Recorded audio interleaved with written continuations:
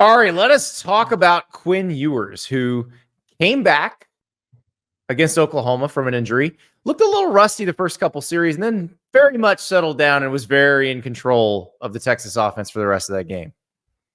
Yeah, I mean, there was kind of a worry there for a minute there that it was going to take a while for him to get back into the groove of things. I don't think that it was Quinn Ewers' best game, Andy, but the good news about the way that this Texas team is situated is that he doesn't have to play his best to win a lot of football games, but this is one of the games this weekend against Georgia where he's going to have to play well.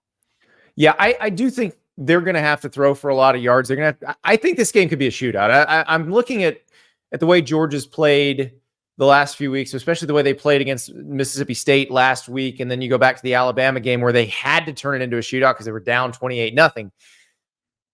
Georgia has the capability to score a bunch of points fast, and we've seen that if Carson Beck's hot, that Texas is going to have to keep up.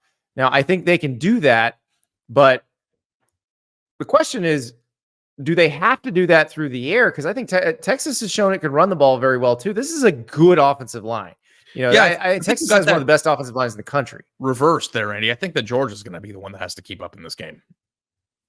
Oh, you think Texas goes out similar to the Georgia-Alabama game where Texas goes out to a lead and Georgia has to catch up and keep up? Well, I don't know that it might be a lead, but I think that in any true shootout, there's a lot of scoring, and I am more confident in Texas's offense existing in a game like that than I am in Georgia's. Now, obviously, Georgia proved that it can score a bunch of points in a hurry in the second half against Alabama, and that's a team that, we thought would be playing, at a very high level at that point in the season. So, I think that some of the questions that we have about Georgia's playmakers on on offense were answered in that game. But if Quinn is playing his best football game with the receivers and the offensive line that Texas has, I think it's going to be hard, not just for Georgia, but for anybody to score with them if it gets into a game like that. Well, let's look at Quinn Ewers through the lens of Prize Picks. And if you've never heard of Prize Picks before, it's the best daily fantasy game in America. Download the app, use the code Staples, play $5, get $50 instantly. You're playing squares. It's a player with a statistical category attached.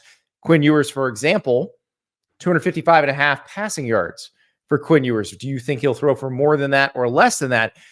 His last 5 games. Now, his 5th most recent game is the Sugar Bowl against Washington. So I don't know if we're going to count that since it's actually a different Texas team than this one. But he's played in 4 games this season. He's only gone more than 255.5 once. And part of that is he got hurt against UTSA. But I go back to the Michigan game where he didn't go more than that number, didn't need to go more than that number because Texas was very much in control of that game because Michigan couldn't throw.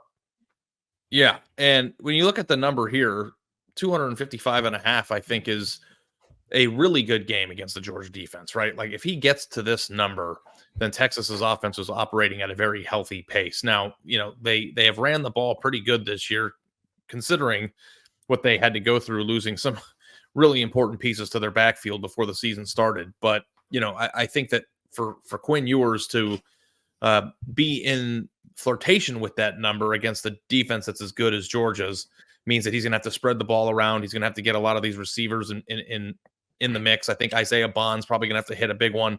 And I think that that's all on the table for what has probably become one of the biggest home games in recent history. Are we sure Georgia's defense is that dominant? We're not sure, no. Because Jalen Milroe threw for 374 against Georgia. And Alabama scored a lot of points. Mississippi State is not a very good team. They scored 31 points against Georgia. Now, that game was never in doubt, so I don't want to try to make it look like I'm saying that Mississippi State was dominant against Georgia or shredded Georgia's defense, but they were certainly moving the ball. And I think that's the thing. This is a veteran quarterback who's played against a lot of good teams, who has weapons at his disposal that are much better than Mississippi State's. Like Michael Van Buren threw for 306 last week against Georgia. I think Quinn's going more than this number. Yeah, I go back to the Jalen Milroe totals that you just mentioned, and I am quickly reminded that Ryan Williams had 75 of those yards on one play, and that doesn't mean that Quinn can't hit a big shot the way that they did, especially because I think Texas's offense is built to hit those. Yeah, I was going to say Texas's targets are up there with Alabama's. Like I would argue that on the whole, across the board, now Ryan Williams is maybe better than any individual receiver Texas has, but I would say that Texas receivers and tight ends collectively are better than Alabama's. Yeah, I think I'm with you on that. I think this number is a little low. All right. I think we know how we feel about this one. I don't know how I feel about who's going to win the game. I still think Quinn Ewers and Carson Beck are going to throw for a bunch of yards in this game. I don't know who's going to win it. I think we're going to see a lot of points, but I think Quinn Ewers is going to have a big day.